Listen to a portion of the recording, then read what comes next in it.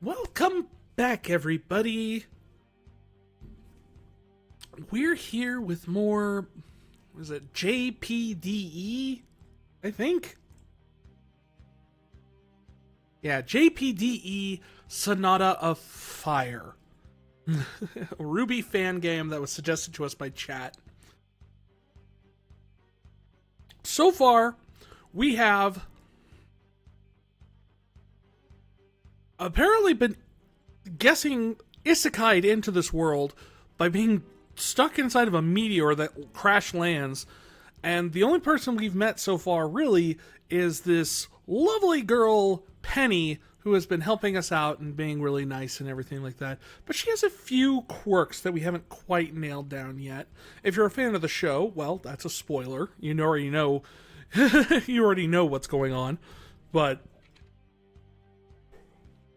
otherwise, we just got accepted into, or asked to stay at Beacon Academy, and then Penny dragged us off to this. Here we are. Penny has pretty much dragged me non-stop to the elevator, out of the tower, through the school grounds, where, of course, I can't escape the gazes of you students. Some pointed, others laughed, others yet just seemed almost sympathetic. The structure we're in is towering, and seems to be able to accommodate hundreds of people at the same time, if not more. So I see, Penny, but I don't understand what we're here for. To verify your combat training, of course. Of course.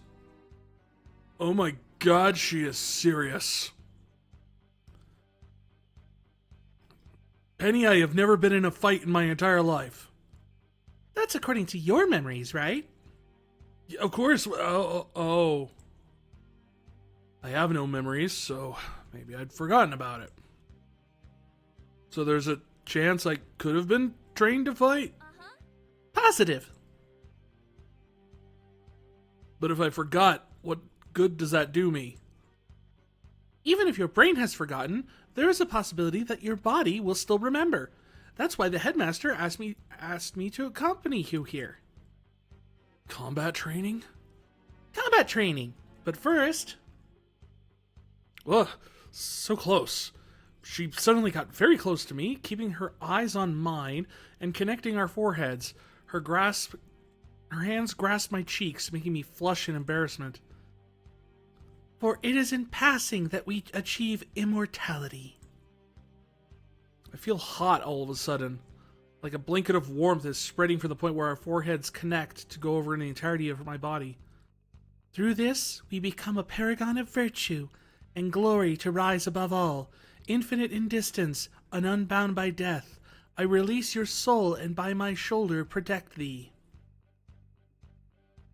I feel the blanket seep into my flesh, traveling through the pathways previously unknown to me, all the way down into my core, and then... Whoa. She teleported. Penny lets me go, and then the concentrated warmth in my body explodes. Waving outwards to my skin, I look at my hands, and they're covered with a thin, translucent barrier of dark silver, which disappears in a few seconds. Penny, is this... I unlocked your aura using mine. I also recited an ancient oath that went with it, from a time when the process was used as a coming-of-age ritual. She wikied it, I guess. As the headmaster said, it will protect you and heal you. You have a finite quantity of it, though, so try not to rely on it too much. Dodging's important. Got it? Oh, this is me. Dodging's important. Got it. And now? Now we spar. The feeling from when Penny put herself between me and Glinda is back. And although this time is kind of muted, it's because she unlocked my aura, or is this because it's only going to be a spar? Be careful, ground man. I will tell you what I will do, but I will come at you seriously. Are you ready? No. Not in the least. Please don't kill me, pretty robot girl. This may help me remember things about myself. I flex my legs, preparing myself to move. Nothing ventured, nothing gained. No! Death! Death gained! Death can definitely be something gained in this situation. There's a reason that no one storming the beaches of Normandy started with nothing ventured, nothing gained, I guess.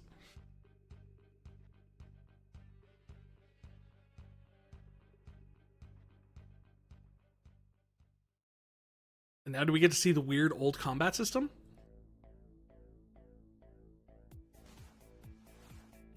How do you feel, ground man? Nervous, but not as much as I thought I'd be. This also because of my aura? Most likely. An expert in aura manipulation once described it as being surrounded by a blanket of warm power. I am now going to give you a brief overview of your options during a battle. Pay attention. You can dodge or get hit.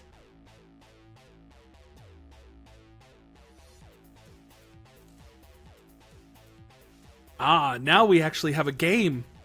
Also, the Matrix music is pumping. Actually, it's more like Mortal Kombat music, really. I know the differences are minor, but trust me, they exist. What you see below you is your command bar on the left and your aura box on the right. The aura box keeps track of your aura level. Cool. If you see it getting low, you should focus your mind and generate further aura. And remember that in a pinch, if you feel a strong attack coming, you should hypothesize. Use of a defense position. But you can't just win by defending and healing. You got to attack. Most weapons will give you a close or ranged option. I don't know, Captain America just has a shield and it seems to work out pretty good for him. Oh, excuse me, Captain Vale. Whatever. In the future, you may use any special abilities you may learn with your Semblance command. Also remember that both weapons and skill may need you to recharge. And finally, you'll be able to use items in battle. They have a range of effects on both enemies and foes. On both enemy and foe? Wait, that's redundant. On both villains and bad guys. So don't hesitate to experiment. Did you manage to follow everything? No, not a lick, but we're doing this.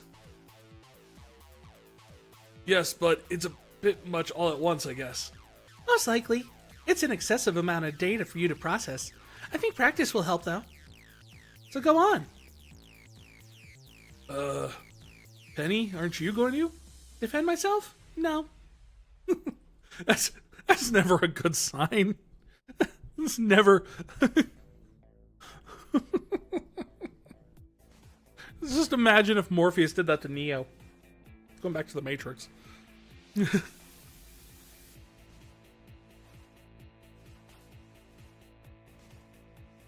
I know Kung Fu now. Yeah, sure, whatever. I'm gonna take you out with it. Okay. What? But why not? Because you'd miss. But I don't want to hurt you. Oh, that's sweet. But don't worry about that. Just go ahead and practice to your heart's content. If you say so. Attack. Ranged. Attack. Close. I see you're starting to get used to it. Semblance. Wish I had unlocked it. Items. Lightning dust.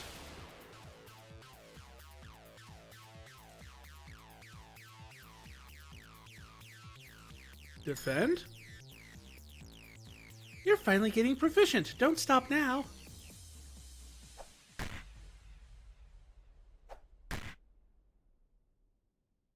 I think that's enough. Ow. Thankfully it's over. I'm the one who hit her, but my hand is numb. She's sturdier than she looks. Now that we're done with the warm-up, I will now defend myself and attack back. Okay, ground man? I'm gonna die! Crap.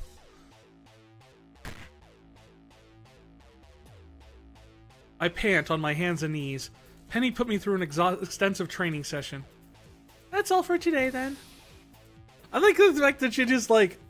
Is it just me, or did it imply that she just knocked me out with a single punch? You did great, ground man. No, I didn't. Don't patronize me. Aura is so convenient. I should farm some. My body is already healing from all the sores and scrapes I got from training with Penny. I didn't warm up before starting, yet I feel completely fine, cramp and pull-wise. The headmaster's hypothesis was correct. Your body has combat training. That's a pretty big hint. Means I was trained in a combat school, right? Maybe like the School of the Wolf. Or you were someone's apprentice. Either way, it should help us narrow down where to look for further information. To start, I'll probably survive the test. Ow. I raise my head to the sky. It's sundown. We've been here for a while. Well, we'll want to see the room the headmaster has prepared for us, huh? Wait just a moment. What is it? Did you remember something? Yes. I remembered that the headmaster said he was going to have a room prepared for us. As in one. For both of us. So?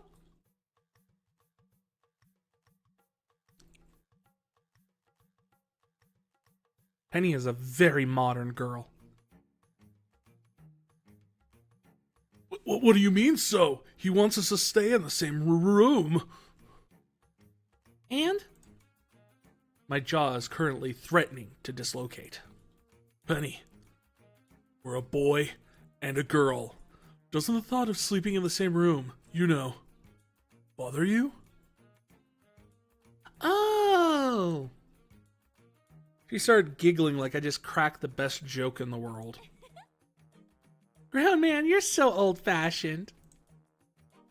Old-fashioned? Teams in dormitories and combat academies like Beacon are all co-ed. Have been for decades. You're telling me that they're allowing young teenagers of different genders to share the same living space? Yes. And now that you point that out, it does seem a bit odd.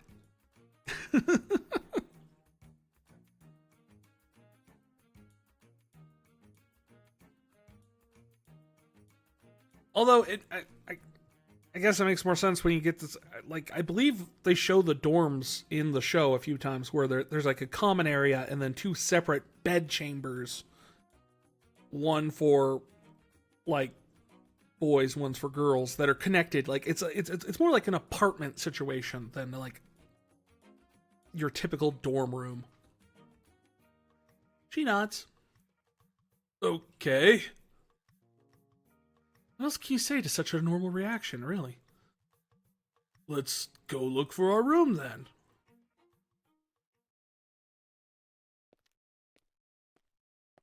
Hallway. This academy is not only big, but beautiful. Yeah, it's a BBA, a big, beautiful academy.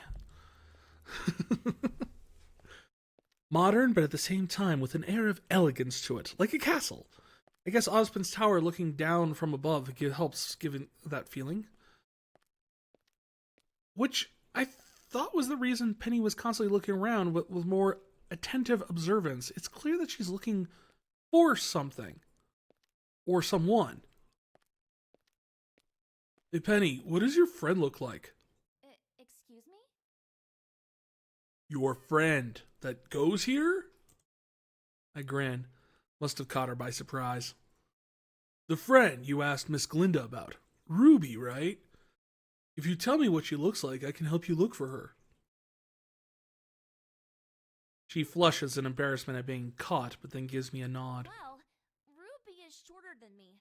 She has silver eyes and dark hair with red highlights.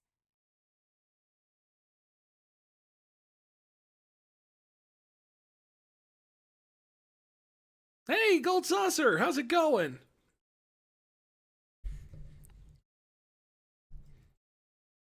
I'm doing pretty good myself. We've been just trying out this Ruby fan game that someone suggested. Sounds peculiar. What else? Someone is approaching Penny from behind. Oh. Question, Penny. Does she wear a red hood or something similar? Affirmative. How did you know?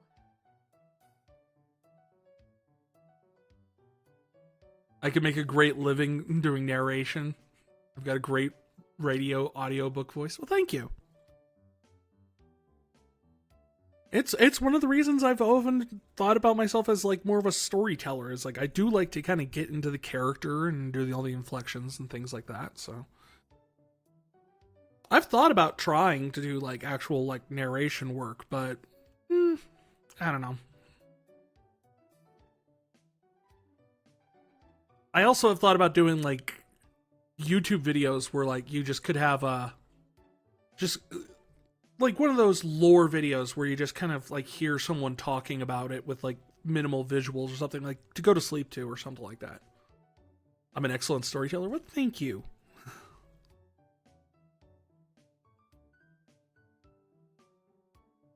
Wild guess. And oh, does she have white skin? Indeed. Hmm. When I first met her, I thought she had some kind of weird skin condition, but it was really just her natural pigment and some weird lighting.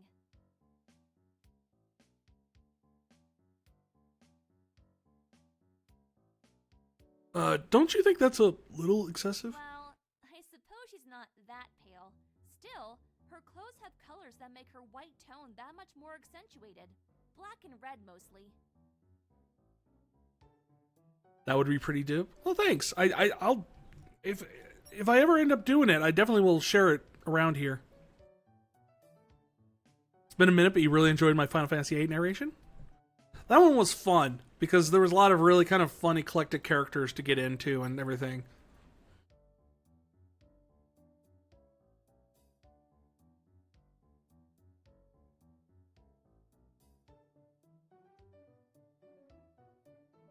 I'm sure she looks just fine. Gorgeous, even. I think she could benefit from a more variegated outfit. I don't know what that word means. One of her teammates has a great fashion sense. I think she could take some suggestions about. No. I do not need fashion advice from Weiss. And my combat skirt is awesome. Ruby! Pause. Ruby!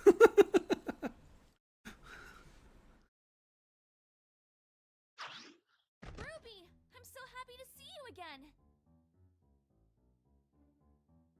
Happy to need air. I know the feeling, Ruby. Thankfully, Penny only continues for a few more seconds before releasing her. Ruby! I'm so happy to see you! Then you didn't go away for the break! Break's almost over anyway. I would have had to come back, but more importantly, you. The headmaster asked me to look for you to bring you to your room. He told me you were staying at Beacon. That's super duper awesome. Oh, right! Yes, Headmaster Ozpin allowed us to stay here, provided we passed the exam, of course. We? Aye. Ground man. Not sky man. Looking like she had only just remembered my presence, Ruby turned to me. I grinned and raised my right hand in greeting. My name is Groundman Decabagus. Nice to meet you, Ruby.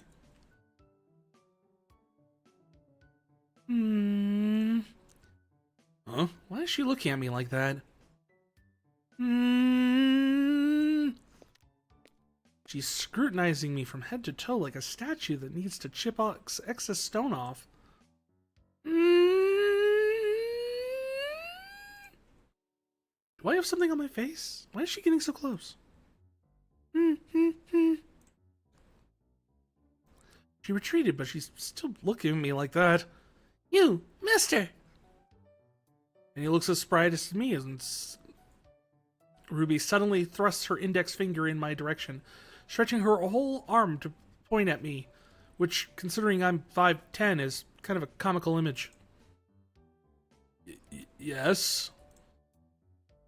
As Penny's first friend in Vale, and the leader of Team Ruby, the coolest amalgam of future huntresses currently in Beacon, I have to inform you that you are lacking as her future I find you lacking as her future teammate. Lacking? Because you lack something I need to see to fully evaluate you. I may be a bit curious. I got that. But what am I lacking? Your weapon. Oh. My weapon is my charming good looks and puppy-like appearance that makes you pity me. Does that work? Is that a weapon? You mean like Miss Glinda's riding crop? Yes, or like mine. It all happens in a swift second, and it shocks me more than Miss Glinda's light construct, because how could something that small be hidden by... How could something so small keep hidden something this big? Better yet, how can someone as small as Ruby carry around something that heavy? Ruby apparently loves my reaction, her grin, if her grin is any indication. Did she make that scene just as a setup to this reveal? Her name is Crescent Rose. Ain't she the most beautiful thing in the world? She's a scythe/high-powered sniper rifle with a mid-range rifle mode. See? And it's a gun.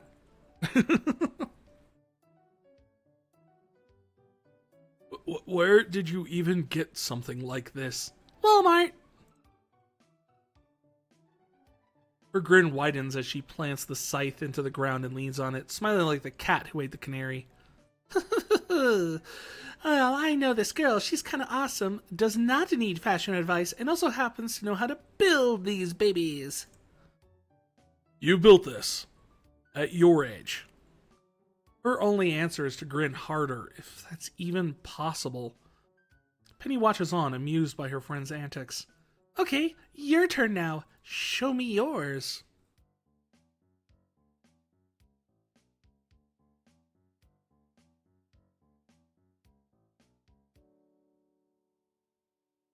I don't think that's age appropriate, Ruby.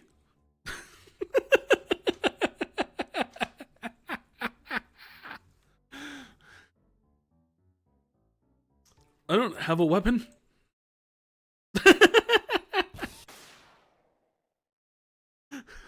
The music just cutting there kills me. What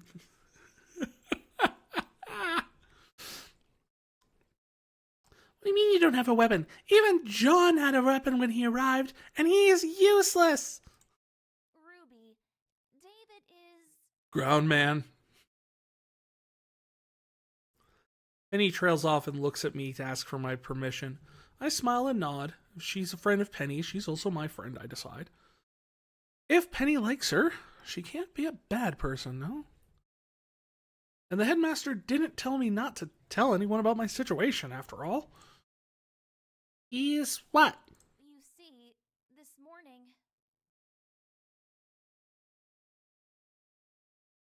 And that's the gist of it. I was a rock. Now I am no longer a rock.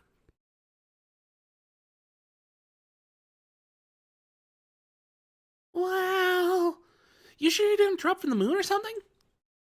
Not really. I was just thrown from somewhere. But that's more boring. someone erased my brain, put me in a fake meteor, and hurled it at a city, and you call that boring. I said more boring. It's still very interesting. Kind of spooky, but all the best stories are. Shame you don't have a weapon, though. Well, I mean, there might have been one in the meteor, but we didn't really have a lot of time to go looking. I didn't have any clothes on me when I arrived, let alone weapons. I mean, no normal clothes. I was in my sleepwear? Much less creepy. To put it lightly. We should provide you with a weapon, though. No hunter should be without a weapon, both for survival and coolness factor. There are no hunters who fight barehanded, I guess. Never completely. My sister is hand-to-hand combat specialist, but she has combat gloves. Without a weapon, it's real hard to use dust during fights. The combat gloves also have a gun. Oh, and dust is a mineral imbued with the power of the elements. You can use it raw, but it's actually pretty volatile like that. So, weapons are bust. 'Cause no weapon, no dust. I like her already. Any idea where I could get a weapon then? Sounds kind of I important. think you'll find weapons like Ruby's scythe in any ordinary shop. Not even Walmart? Damn straight. So how about you build it for him, Ruby? What? Huh? Huh? Ah? You are perfectly able to build a functional one, if your scythe is any indication.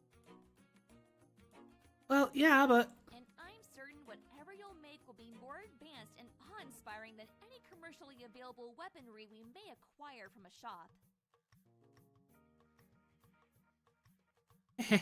can't deny that, no? Oh, she is playing her well. So, what about I supply you the materials and you build it? And you can choose the name. It's gonna be the most awesome name. Great! We need it by the end of the week then. Thanks, Ruby. You're awesome. Wait, the end of the week? By the end of the week, it shall... Wait a minute. That's in 3 days. Hook, line, and sinker. I'll get you the materials tomorrow morning. I don't like working on a deadline. Sorry, Ruby. I'd very much like to mount an opposition that you made it clear that it's kind of vital for me to have a weapon. Sorry, Ruby. Anything I could do to help or repay you, you just ask. As long as it's not money. Oh, you will help and repay me, all right, mister. There's 3 all-nighters are a lot of cookies. Ugh. Should look at getting a part-time job or something once I pass this test. What kind of weapon do you even want, anyway? What kind of weapon? Yeah, sword, rifle, dagger. I kind of need a basic ship to work off of. Rock. Hey, you okay there?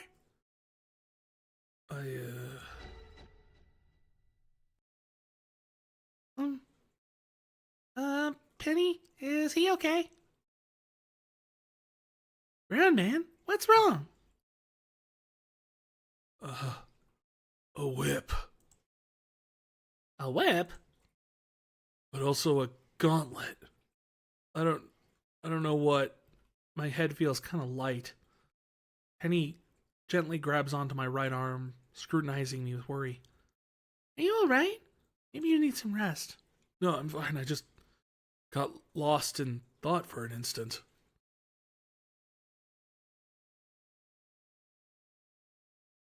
Okay, but just in case, we actually do need to make you lay down. I'd better show you your dorm room already. I agree. Penny, I can walk on my own. I'm fine. Are you sure? On a scale of 1 to 100, what would we rate your current discomfort? Oh, wonderful. She's also Baymax.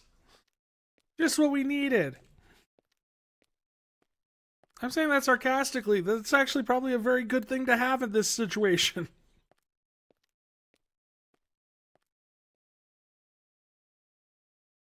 A whip and a gauntlet, huh?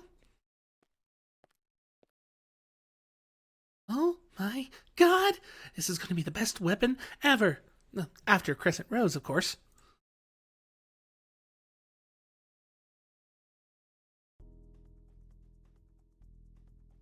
Well, here's your new pad. How do you like it? It's really nice, Ruby. All the team rooms been beacon like this? Kind of. But every team is allowed to have a certain level of customization. They're expected to take care of any unscheduled cleaning, particularly in the kitchen. Understood. Come on, ground man. Let's get you in bed. Honey, I swear I'm feeling fine. I don't need to... Of course you do. Considering the level of activity and excitement you've had today, you probably need longer than average period rest. Her grip on my arm doesn't relent. Seems like I'm not getting out of this. I sit on the bed, only then does Penny seem satisfied. All right, then. Now you get here, while I get you something to eat, all right? The mess hall should be open by now, but I'd better accompany you since you're not a student yet. Many thanks, Ruby. We'll be back soon, okay? Take your time. I'm not going anywhere. Well then, I'm all alone now. I look around the room, find it nicely furnished, with 4 single beds.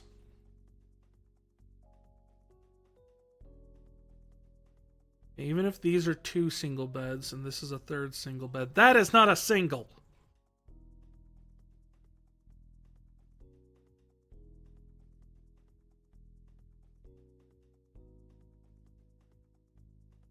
I guess that's the standard team size at Beacon Academy.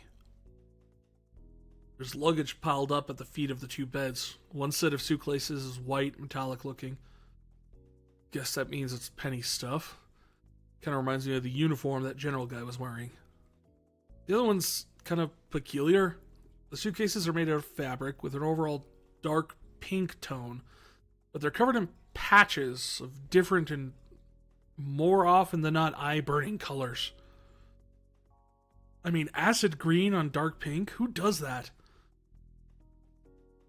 And again, maybe Vale's fashion has different parameters than nothing in my mind. Ugh. I let myself fall back on the bed. Now that I'm alone, my mind has no qualms about filling in the questions and wonder. Where exactly am I? Is Groundman even my real name? Apparently not, because no one actually calls me that. Why would someone do this to me? This just seems to be way too elaborate for a personal vendetta.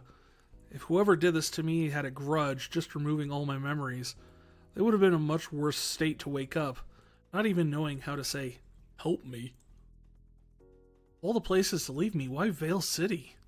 Why in such a bold way? Wondering about this right now is useless. I turn on my side and close my eyes. I guess I'll take a little nap before the girls come back.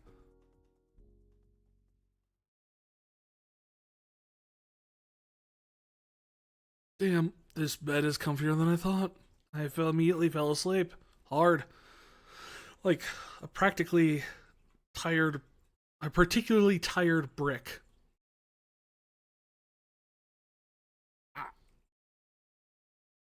I'm not sure what that metaphor means.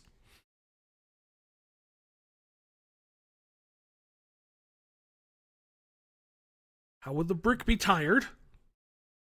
How could it be particularly tired? Feel like I laid down like a brick. Because you lay bricks. I feel like there's something there. There's something here. There's an idea, but I feel like that line needs workshopped. I don't know. It's my writer brain working on it. Like, I get it. It feels, honestly, it feels like a kind of an attempt to go after kind of like Douglas Adams kind of writing.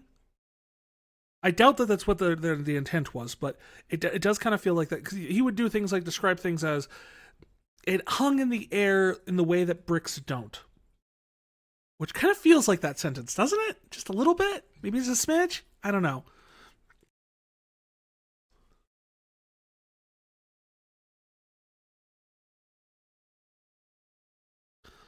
Although that begs the question.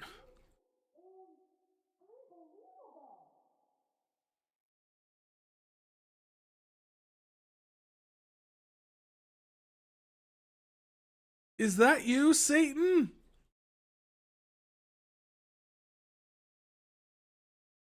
If this is so comfortable and I was so tired, mentally and physical, why am I waking up? Shuffle, shuffle.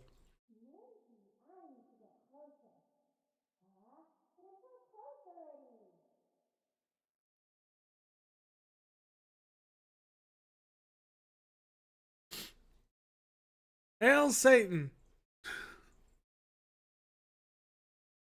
Ah, that might have to do with the person currently moving around in my bed, disturbing my sleep. The voice is unfamiliar, so whoever it is, it's not Ruby or Penny.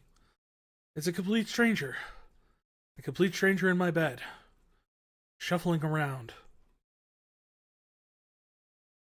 I suppose this would probably be a good time to mention the fact that this game does have an NSFW patch. I am not using it, but it was available for download off the website I got it from. Just in case you're wondering about how suggestive some of these scenes have been. There might be a reason for that. Just saying.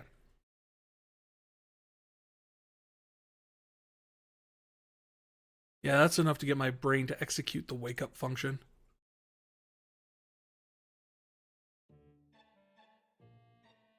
Bunny!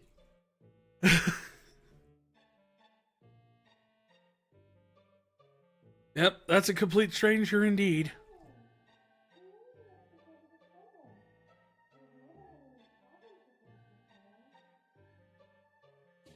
Purple hair and those eyes with double irises? Her clothes are peculiar and remind me of the suitcases near the bed. So is this the other occupant of the room?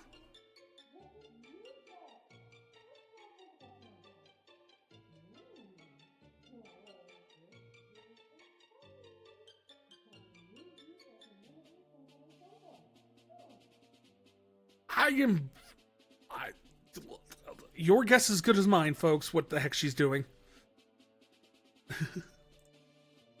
What is she talking about?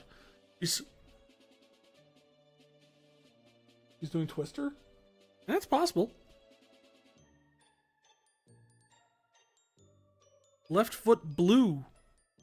Right foot orange. Oh, wait, no, she's wearing garish colors. Right hand neon orange. Left hand mauve? Mauve? How do you pronounce that color? I know how to spell it, I just don't know how to pronounce it.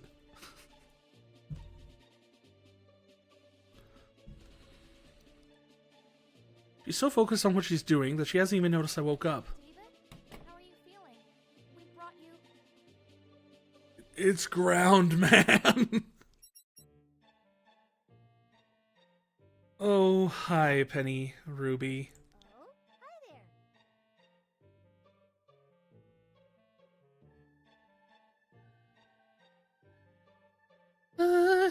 there. We didn't mean to interrupt. That's okay. I wasn't getting anywhere anyway. So, what's his semblance? I think it's stopping me from, No, I don't know. Get away from David! Ground, man. Thanks, Penny. Thanks, Penny. Ooh, you're awake. Then I can ask you directly. I said to get off him!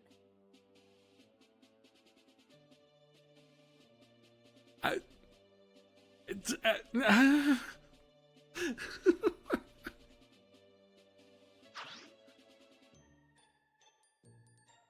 wow, I've never seen a flying tackle executed with such precision. Have you seen them executed with a lack of precision?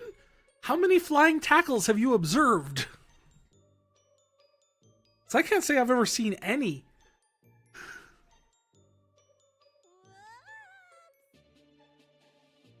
But the strange girl dodged easily, jumping off of the bed while Penny landed on it, sitting between me and her like a mama bear protecting her cubs. So stingy. Who are you? What are you doing here? And what were you trying to do to David? Ground man.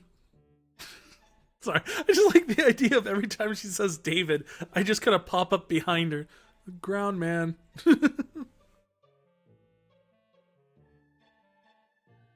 Like, no one has any idea why she insists on calling me David.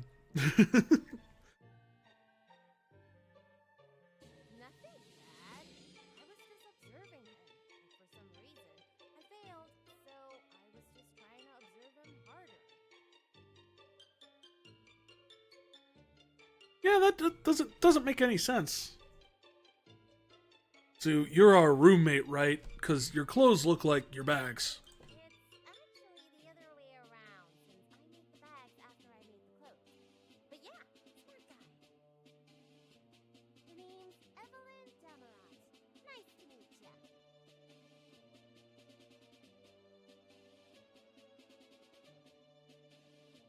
This is a weird thing to be picky about. But if you are actually a fan of Ruby in some sense, this is either a call to something that's going to happen later on in the story, or revealed later on in the story, or this is just a mistake done by the fan writers. I don't know which.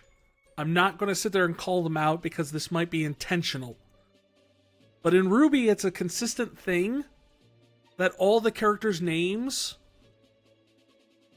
are meant to be based off of, like, a color in some way. Because there's this whole thing in the story about how there was a war or something, and after the war was over, they wanted to bring color back to the world. So it became kind of a universal, global thing that everyone of the next generation named their kids after some sort of color. And, like, some sort of... and it's not even always in English. Sometimes it's in French, or sometimes it's Italian or Spanish or something. But everyone has color names. Penny, of course, being like copper. Ruby. Ground man. See, no, that makes sense because we don't even know if I'm from here. But Evelyn... I don't know if Damarot is a color name. Usually it's not family names, though, because it's a given name that was the color. Anyway, weird little particular hiccup with it with me. I just one of those things. Because it's a Ruby fan game, so I'm going to apply Ruby logic to it. So far, everything else has been in line with the show. So that's the only thing. That's the first time I've come across something that I'm just kind of like, I don't know. You mean that not only are you going to sleep in the same room as the two of us, but you're also going to be placed on our team, making the arrangement not transitory? Transitory? Clever girl. Yes, that's the gist of it. I see. She looks evil. Maybe that's why she's called Evelyn. Maybe she's actually the villain. Penny gets off my bed and walks towards one of the others, particularly the one parallel to mine on the opposite side of the room.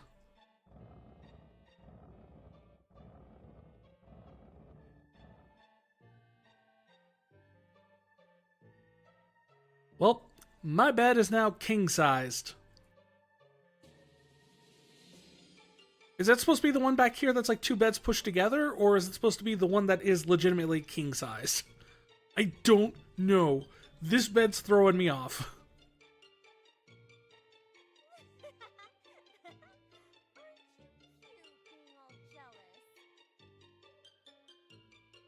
David is currently very tired and vulnerable. Whatever you're trying to do, I won't let you take advantage of him. Ground man.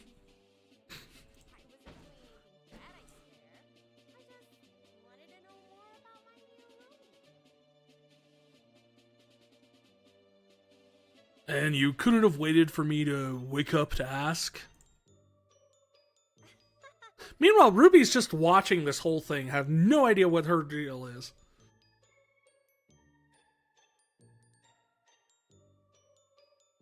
She missed the more obvious solution and went for the more extravagant and borderline creepy one of just doing something to me in my sleep. Oh joy, our roommate is weird. You know, the top hat made of random bits of cloth probably would have been a much better indication of that. So, I think Groundman was supposed to eat dinner or something? Oh, right.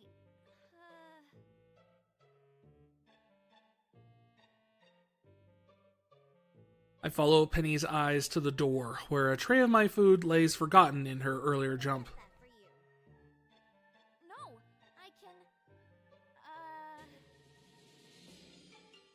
Penny seems torn between leaving me unguarded and going to take my food, but in the end, she decides to stay put, allowing Evelyn to collect it.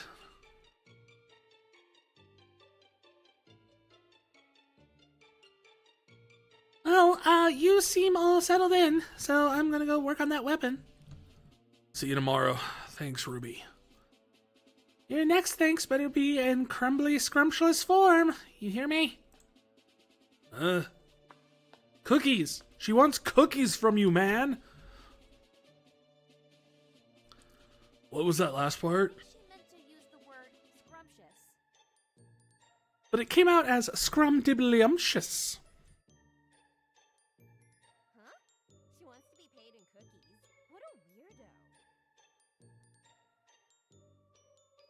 Evelyn, have you ever heard of what you aren't supposed to do with glass houses? Besides live in them, because that's weird. It means you probably would do that. Who has a glass house anyway?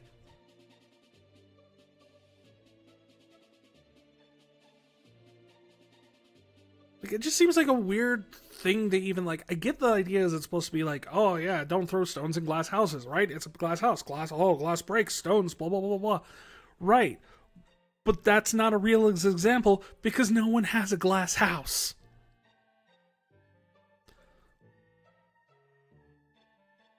How about don't play football in the room with the large bay windows? You know, that makes it, that's something people can relate to. That's something people can understand. I don't understand that we have all these antiquated sayings and idioms that make no sense to a modern audience, that you have to sit there and explain how to interpret the idiom, which takes longer than just the idiom itself. Don't believe me? Don't look a gift horse in the mouth. I could tell you where that's from, but it's take longer than explaining what it would be if I just told you what the idiom means. So why even use the idiom? I don't know.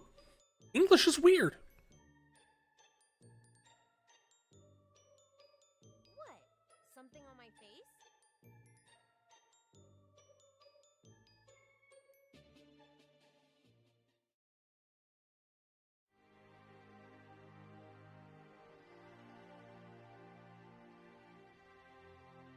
And that is the end of Prologue 1, I guess.